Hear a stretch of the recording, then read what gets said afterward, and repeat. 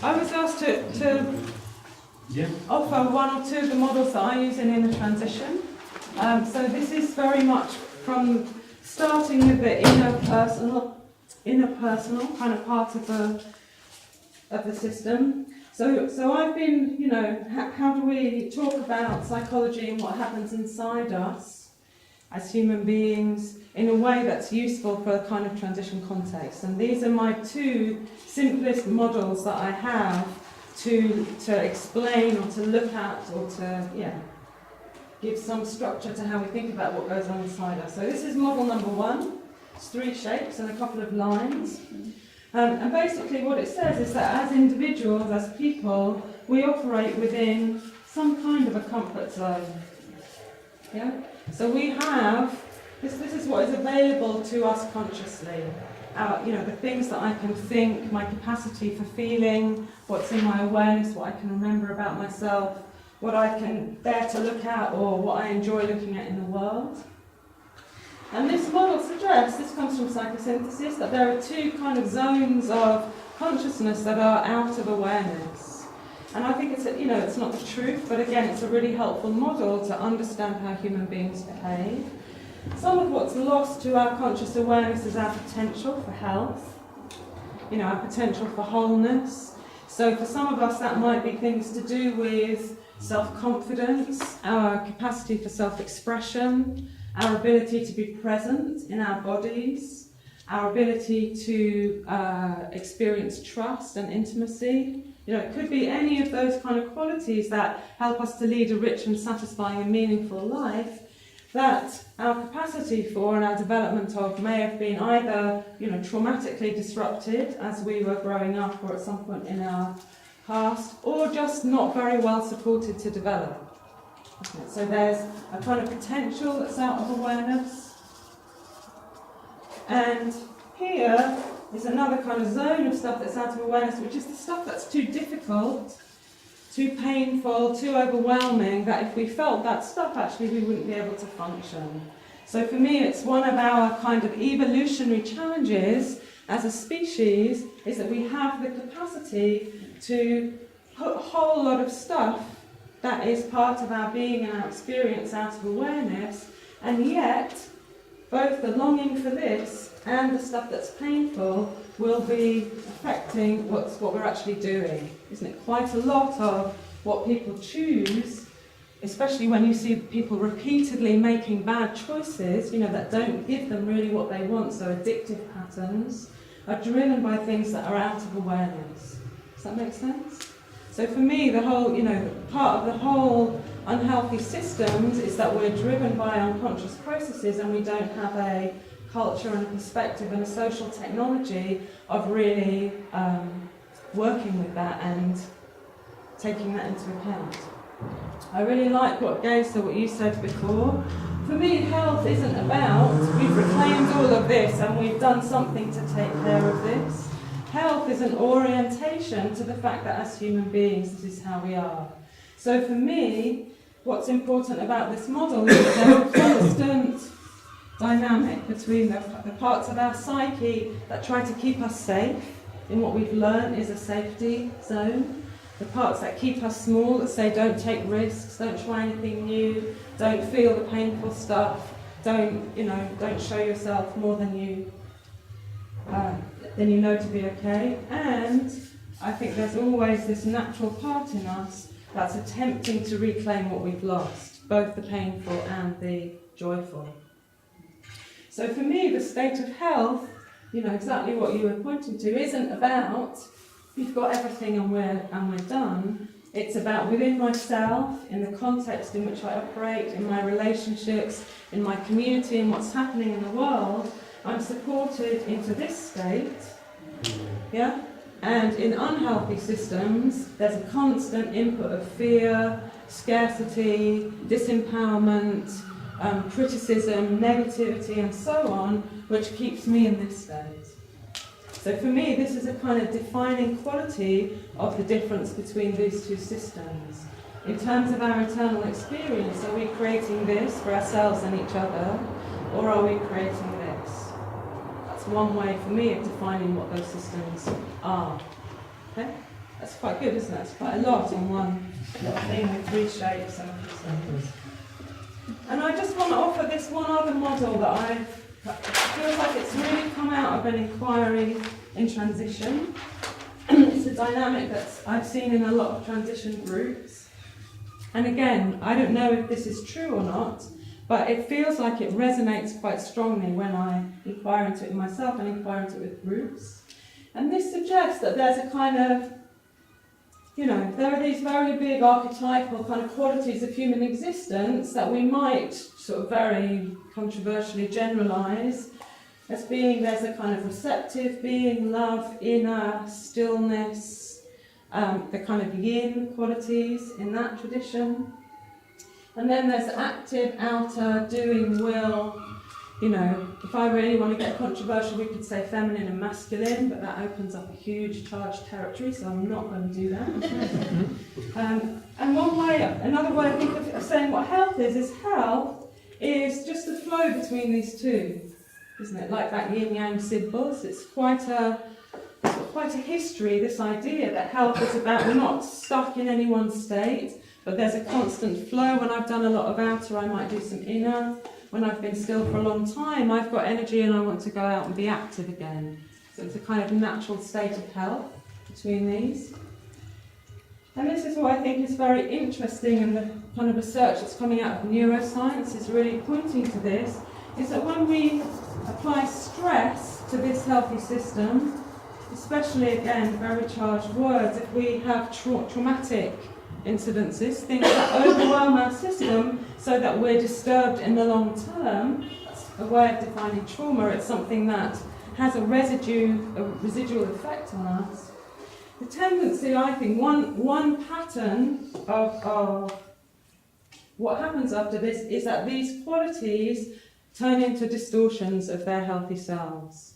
So what's a healthy tendency to action and doing and will becomes a driven, manic, relentless, unstoppable, endless, meaningless, robotic, whatever it is, economic, industrial growth culture, for instance.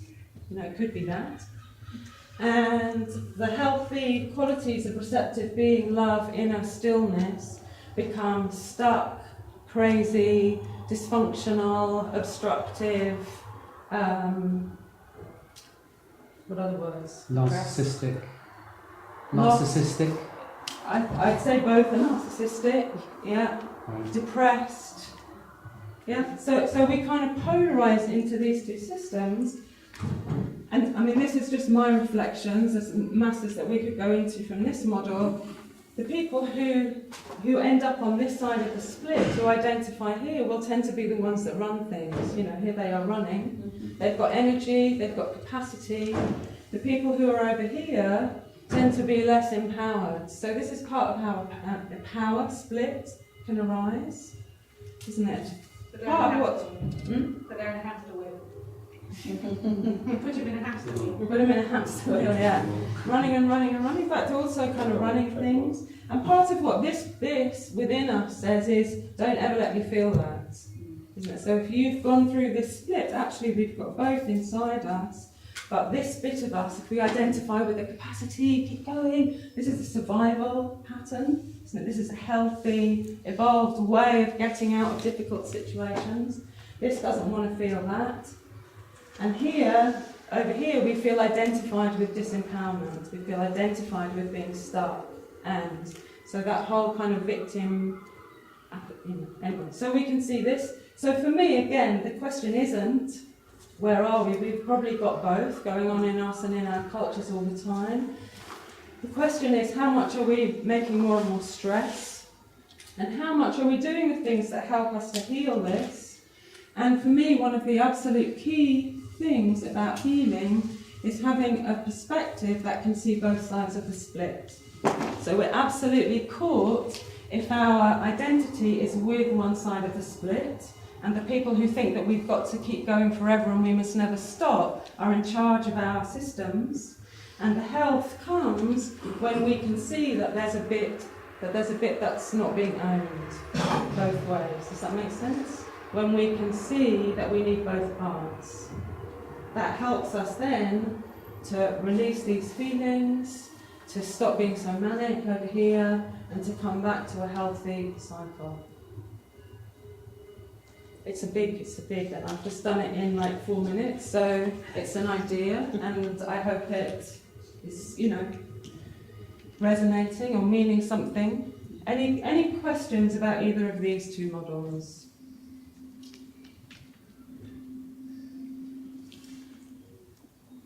Totally, that's so either totally baffling or totally clear. I want to just say something about change, isn't it? So, for me, these arrows are where we have the change processes, isn't it? So this is, we take healthy, when we stress and we overstress healthy systems, they start to split, isn't it? And you can see that very graphically with cultures that have been colonised that end up with high amounts of addiction and deep social dysfunction and disorder, that they're very caught in this, and their social structures that used to enable them to get back to this are broken down. Does that make sense? It feels to me like the whole personal growth, spiritual movement is trying to support this at different levels of scale, for individuals, for groups, for societies. Yeah, how do we create healthy communities in our faith groups or whatever? And here, isn't it, the change movements again are the arrows. It's like if we create this kind of situation where we have all the things to expand our comfort zone, that capacity is what we need to try something new, to learn a new idea, to learn a new skill, to meet somebody who's really different to me and sees the world in a different way. As long as I'm in this state, I'm going to be really defended against anything new and try and push it away from me. Kind of question about stress versus trauma. Because obviously a little bit of stress is quite helpful sometimes. Very good, yeah. Healthy. And then when you get all the way into trauma, the neurological traumas, weirdly people after a neurological trauma can learn amazing amounts very quickly. The brain goes into that kind of plastic baby-like stress state. Thank you, Kieran, that's great. Yeah. But it's like often we don't recognise when stress is turning into trauma. Yeah, and one way that some people define these words is to say stress, takes you out of your comfort zone a bit, but it doesn't leave you with residual effect. So there isn't actually a kind of a splitting and a partial identification. Whereas trauma, you could say definition of trauma is that it leaves you with some kind of restructuring of your psychology. And I think it's really helpful to say as well, isn't it, that this whole cycle is transformational. Isn't it? To break down kind of your sense of identity and your perceptions and your worldview up here to enter a new realm. And it could be that what's happening in that is that actually people are being forced out of this comfort zone and reclaiming, isn't it, some of both of those things. And there we are, it's all on there as well. Last couple, and then we're going to have a break. So I think we probably could do with a cup of tea. Gace or Mike, were you first? I don't know. Go on. I'm just wondering, how does it tie in with things like, so say like when you had the rise of Nazism, you had this massive group psychology of people buying in. And I just wondered, how does this more fit in with sort of development of these big movements which are fundamentally against really a lot of the people's interests? But they still buy into it. Okay. A bit like consumerism as well. All these things which people buy into against their better interests. Okay, I mean, I would have another discussion with you and talk about another model. Right. But one of the things you could say about some things like Nazism is that they're based on fear, isn't it? There's a lot of fear in those systems. So people get very contracted and then are very obedient, isn't it? They're not going to take risks easily, or some people aren't, and some people do. Tom, sorry, I didn't see your hand. Yeah, just a direct response to that. Some analyses that the rise of Nazism was in part a response to a collective trauma after the First World War and the humiliation of the Germans after it. Okay, thank you. Lisa. So my feeling is that the system keeps us running and don't provide the space for reflection. So it's not only fear that keeps us running, it's also the system that we experience. Yeah.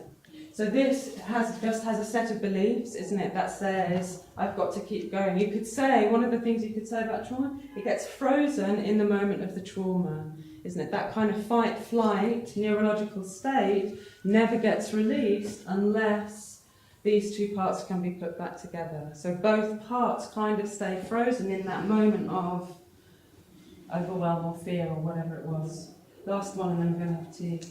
So it's similar to the Kieran's point, really. I mean, we have a kind of ambient stress going on in society, so at the moment. But there's kind of there's productive stress, which speaks to what you're saying, really, and non-productive stress. Mm-hmm. And I'm always kind of questioning this. You know, people say don't scare the horses. Don't tell them the reality of climate change or whatever, because they'll just switch off. But in a way, what we need to think about as a movement is what kinds of stress or trauma, you know, can we poke people into actually productive stress reactions or trauma reactions? Yeah. And which, I don't know if there's something in that. I'm just trying to be back up again, but there's something, isn't there? It's like we need to get people out of a comfort zone, isn't it? Is what you're saying. And for me, so how do we do this and encourage people to feel a truthful, painful response to what's really going on in the world? And for me, to do that, we need to really resource people, isn't it? So the whole thing in transition, that we do it together, we put a positive vision in front of people, you know, we create groups where people can come and feel empowered and active and connected. That's why transition works. It's because we're doing the resourcing that then people can deal with the truth about what's happening, isn't it? We're not creating fear, we're just speaking the truth. But unless you resource people to do that, actually they'll just go, I'm sorry, that's too much, I can't deal with it. So for me, that's my understanding of part of the technology of transition and its psychology.